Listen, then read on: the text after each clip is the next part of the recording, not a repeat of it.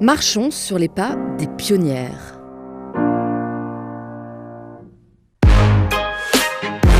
Elles explorent des terres inconnues et ouvrent la voie vers de nouveaux horizons. Femmes libres, audacieuses, aventurières, elles vont vous raconter leur histoire.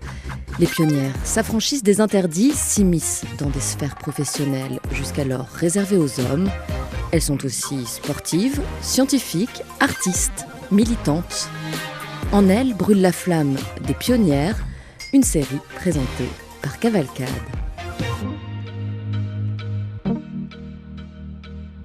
En 2001, dans une boîte de nuit sombre de la vieille ville de Sarajevo, en Bosnie, une femme blonde se tient incognito au milieu des clients.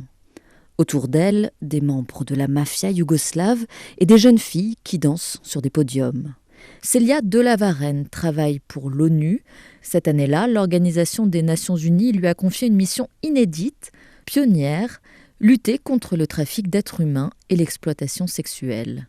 Dans cette première partie, elle vous emmène en Afrique du Sud pour vivre l'élection de Nelson Mandela, puis en Bosnie où elle va affronter la mafia, démanteler des réseaux et détruire les lieux de prostitution, ses combats pour les droits humains dans les coulisses des missions de l'ONU. Depuis que je suis toute petite, j'ai horreur, mais vraiment horreur de l'injustice, parce que j'avais envie de défendre ceux qui ne pouvaient pas se défendre. Si je voyais dans la cour de récréation que quelqu'un s'attaquait à quelqu'un de plus faible, je lui foutais mon poing dans la figure, c'est tout. Je me battais.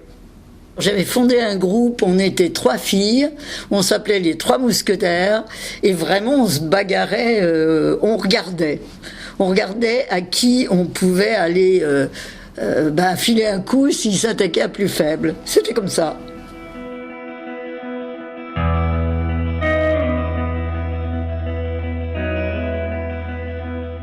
J'ai fait des études de journalisme.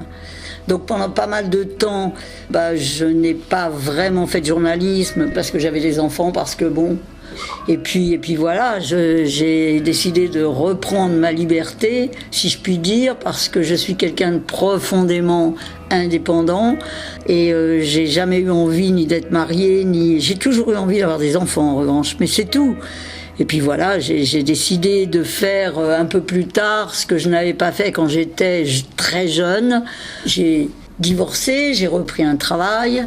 Je suis venue à New York pour couvrir la guerre du Golfe depuis l'ONU.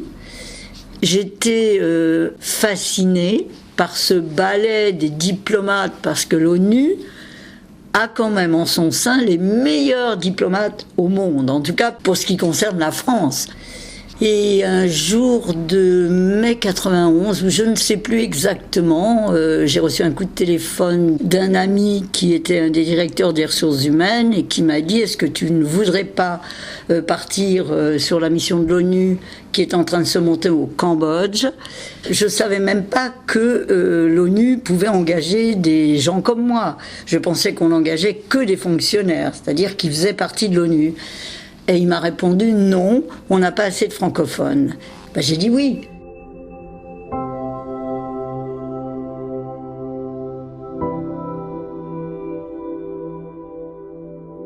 Je pars excitée, je vais aller au Cambodge, je vais faire partie d'une mission de l'ONU, c'est un peu comme un rêve d'enfant. C'était la première grosse mission de l'ONU. Il n'y en avait jamais eu une aussi énorme avant. Et donc notre rôle, c'était de diriger le pays de façon évidemment temporaire jusqu'aux élections et d'organiser aussi les élections. Et puis j'arrive et je me retrouve au Club Méditerranée, quoi. Je ne dis pas que tout le monde est comme ça, parce que je ne généralise pas, mais je découvrais avec effarement que beaucoup de gens de la mission venaient pour gagner beaucoup d'argent, ne s'intéressaient pas aux gens, aux Cambodgiens, les traitaient mal souvent. Et moi, je regardais ça avec effarement, je me disais, mais c'est pas possible, mais ça n'existe pas. Donc je découvrais les non-fonctionnements d'une mission de l'ONU. J'étais extrêmement déçue et en même temps, j'avais découvert des gens qui travaillaient énormément, et que j'ai revu sur d'autres missions d'ailleurs et qui sont devenues ma famille. Fin 93, j'apprends qu'il y a une mission électorale qui se prépare en Afrique du Sud. Donc je suis allée voir l'ambassadeur de France de l'époque, Jean-Bernard Mérimée, que j'aimais beaucoup, et je lui ai dit « Jean-Bernard, il faut que je reparte ». Je me suis retrouvée dans l'avion en partance pour Johannesburg. En Afrique du Sud, c'était les premières élections, on va dire bicolores, on devrait dire multicolores. Parce qu'il n'y avait pas que les Noirs qui étaient ostracisés et mis de côté, mais tout ce qui était coloré, Indiens, Chinois, enfin bon, il fallait être blanc. Donc notre rôle déjà, c'était d'expliquer à ces gens qui n'avaient jamais voté, ils étaient traités comme des animaux. Je ne sais pas si vous pouvez imaginer, les townships, c'était des espèces de camps.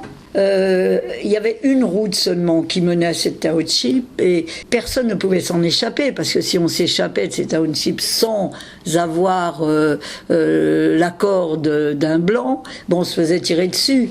Donc nous, notre rôle, c'était d'expliquer, d'observer aussi les manifestations électorales, faire en sorte qu'il n'y ait pas de débordement, leur expliquer qu'ils allaient devenir, et qu'ils avaient toujours été des êtres humains. C'était extraordinaire. Le jour des élections, par exemple, il y avait des kilomètres et des kilomètres de gens qui s'étaient levés à 4 heures du matin. Le bureau de vote ouvrait à 6 heures. Et j'ai vu arriver une vieille dame dans une brouette. C'était son arrière-petit-fils qui la promenait, elle avait 104 ans.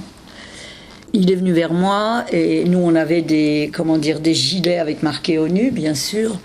Et il m'a dit, est-ce que vous pourriez ouvrir le bureau, il était 5 heures du matin, avant pour mon arrière-grand-mère. Et j'ai dit, vous savez, il y a un règlement, je n'ai pas le droit. Et il m'a dit, mais elle peut mourir d'un instant à l'autre, vous savez. Et si elle meurt, eh bien, elle n'aura jamais su ce que c'était de participer à la vie du pays. Alors j'ai regardé les gens qui étaient avec moi et on s'est dit on va ouvrir. Et elle ne savait pas écrire, donc on avait conçu des bulletins de vote avec les photos des gens. Elle a mis le doigt sur évidemment Madiba, c'est-à-dire Nelson Mandela. Et quand elle est sortie, elle n'avait plus 104 ans. Elle avait moins de difficultés à marcher. C'était extraordinaire de la voir. Elle m'a prise dans ses bras et elle pleurait et elle m'a dit merci. Aujourd'hui, je peux mourir, je suis un être humain. L'ONU, parfois, ça sert aussi à ça.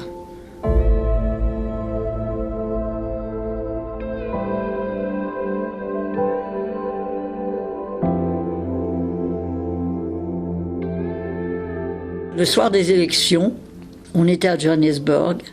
Comme on était l'ONU et qu'on avait organisé les élections, on était au premier rang bien sûr.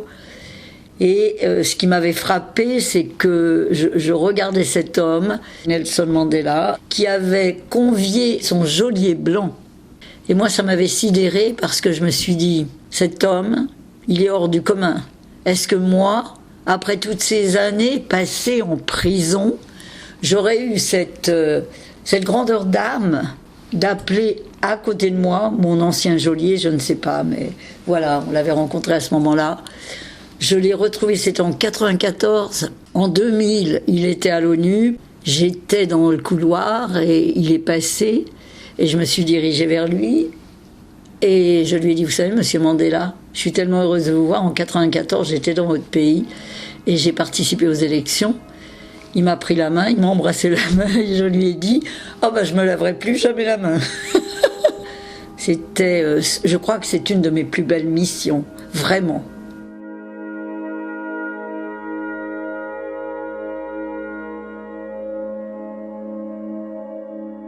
Je repartais de temps en temps, je reprenais mon travail de journaliste et puis je repartais. Donc je suis repartie pour la Slavonie orientale. Et là, le patron de cette mission, c'était ce général américain, Jan-Paul Klein, qui... alors comment je pourrais dire pour être poli ? Bah, il n'y a pas. Il avait des couilles, voilà. Lui, on lui donnait un mandat à respecter, il n'en avait rien à faire, il le faisait respecter coûte que coûte. Il avait été nommé en Bosnie et il voulait que je vienne organiser la commémoration des 5 ans des massacres de Srebrenica. Donc j'ai dit oui, évidemment. Je suis partie. Et pendant 1 an, j'ai ouvert le bureau de l'ONU et j'ai organisé les commémorations. Et là encore, c'était un travail difficile parce qu'il fallait mettre les femmes bosniaques et les femmes serbes ensemble, les unes s'écharpant avec les autres. Et je me souviens les avoir mises, les représentants de ces différentes ethnies, si je puis dire, ensemble dans une pièce pendant 7 heures.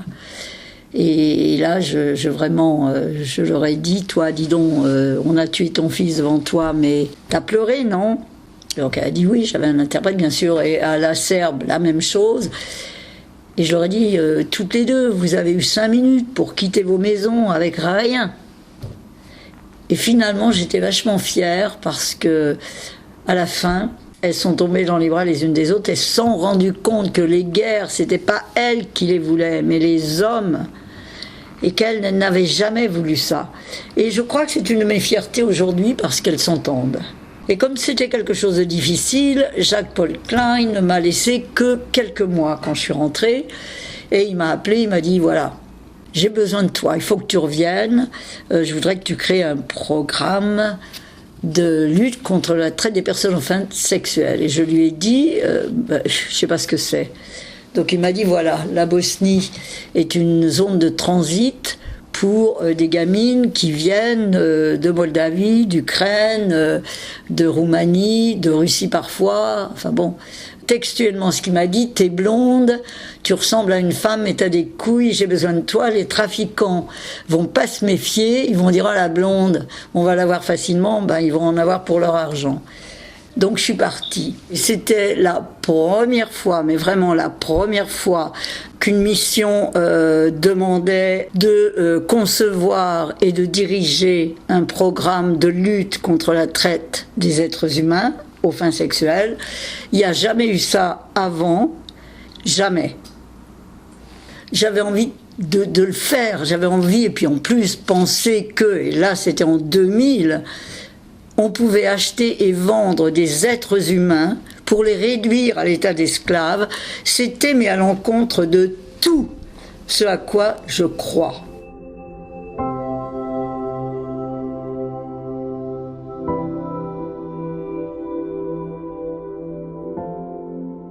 Quand je suis arrivée, la première chose que j'ai faite, j'ai demandé à un type qui était sur la mission depuis déjà pas mal de temps, je lui ai dit, est-ce que tu sais au moins à Sarajevo où se trouvent des boîtes, on appelait ça des nightclubs, mais enfin bon, c'était des bordels, j'ai envie d'y aller. Donc je suis allée, on a fait à peu près 5 ou 6 bordels dans la nuit. Je voulais voir ce que c'était, comment ça se passait. Alors inutile de vous dire qu'une femme avec un homme dans ce genre d'endroit, ça provoquait quand même la stupeur. Puis finalement, on m'oubliait au bout de 5 minutes. Mais quand j'entrais, c'était un peu difficile. Ce qui était difficile, c'est pas le regard des trafiquants, ni le regard des clients qui étaient là. Ce qui m'a le plus gêné, c'est le regard des gamines qui étaient forcées de danser devant les clients autour d'une barre, là. Et je voyais dans leur regard que j'étais une sale bonne femme. Elles devaient penser que je venais là pour m'encanailler, et ça me mettait mal à l'aise. Mais bon, mal à l'aise, oui, mais moi, il fallait que je fasse mon travail, donc on a fait ça pendant la nuit. Donc j'ai pu dire aux flics que je venais d'engager, voilà, il y a à peu près une quinzaine de nightclubs sur Sarajevo, donc il me faut une équipe sur Sarajevo. Ensuite, il y avait 9 régions. Donc j'ai divisé les 250 flics avec qui j'étais par 9. Une équipe dans chaque région. Et puis toutes les nuits, on allait on allait dans les bordels, on emmenait avec nous les jeunes filles, on détruisait les bars, on cassait tout ce qu'il y avait à casser parce qu'on savait très bien que, vu qu'il n'y avait pas de structure judiciaire ni rien, les trafiquants ne seraient pas amenés en prison. On le savait. Mais vous pouvez imaginer que ils ne m'aimaient pas trop. Alors au début, on y allait, par exemple, je vais dire n'importe quoi, à 2h du matin. On mettait les filles dans des endroits sûrs, parce que là-bas, on travaillait avec l'Office international de migration qui avait des abris pour les victimes.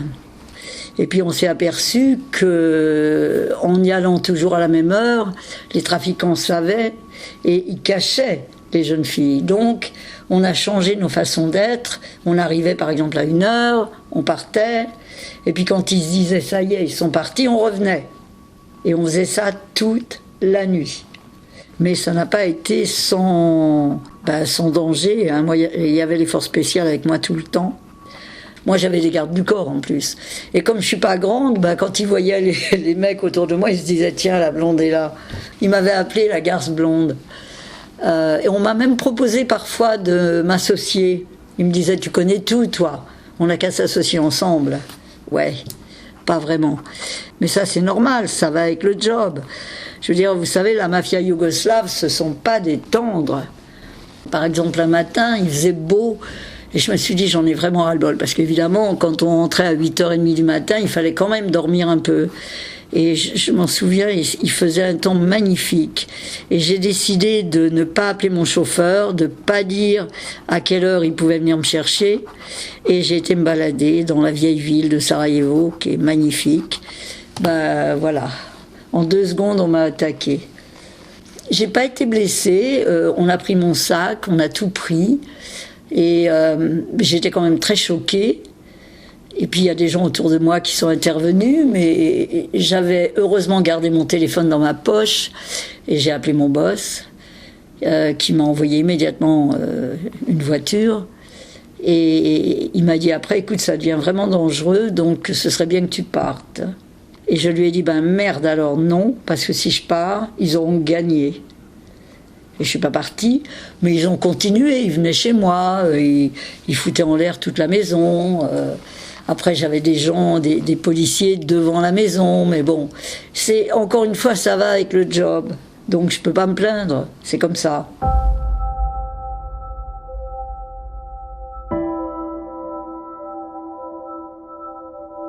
Je me souviens que quelques nuits avant que je me fasse attaquer, on était arrivé dans un bordel parce que je me faisais vraiment, je participais à chaque raid.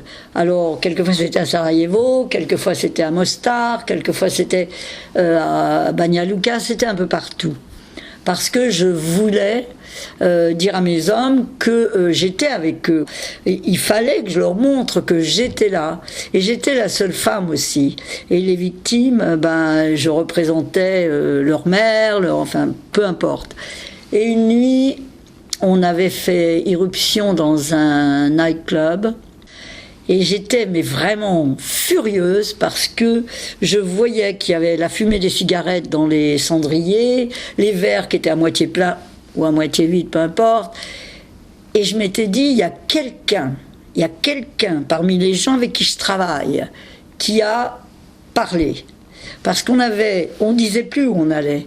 Je prenais tous les téléphones portables de tous les flics. On les mettait dans un endroit, ils les récupéraient au petit matin, parce que j'en avais ras-le-bol qu'ils préviennent. Mais là, c'était quelqu'un, je l'ai appris après, de mon équipe qui avait parlé. Là, ça m'a beaucoup déplu. J'étais furieuse, j'étais frustrée, bon. Il y avait des escaliers, et je me souviens descendre ces escaliers, parce qu'on avait été voir les chambres des jeunes filles, et tout d'un coup, je mettais la main comme ça sur le mur, et je dis au patron des forces spéciales qui était avec moi, je lui dis touche. Là c'est pas un mur là. C'est comme si c'est mou. Et je lui dis vas-y, défonce.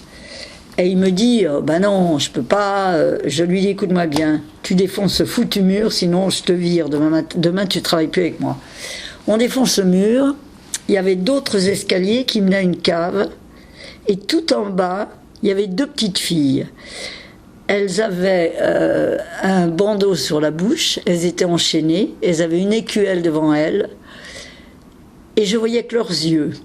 Et leurs yeux, c'était la terreur dans leurs yeux. Et je crois que c'est pour ça que j'ai jamais cédé. Sur le coup, on va mal, on se remet parce qu'il faut travailler, parce qu'il faut le refaire toutes les nuits.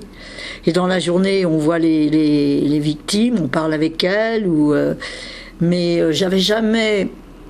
je m'étais jamais rendu compte à quel point ça avait été dur. Bien que mon boss m'ait toujours dit « Tu ne dois pas penser à tes enfants quand tu fais ça », eh ben si. Parce que moi, je pensais à la mère. À la mère qui attend ses enfants, qui doivent rentrer de l'école et qu'elle ne revoit plus. Et moi, je pensais à ma fille. Et je me disais « Mon Dieu, mais comment, mais comment ?» Ce sont les victimes qui m'ont donné la force.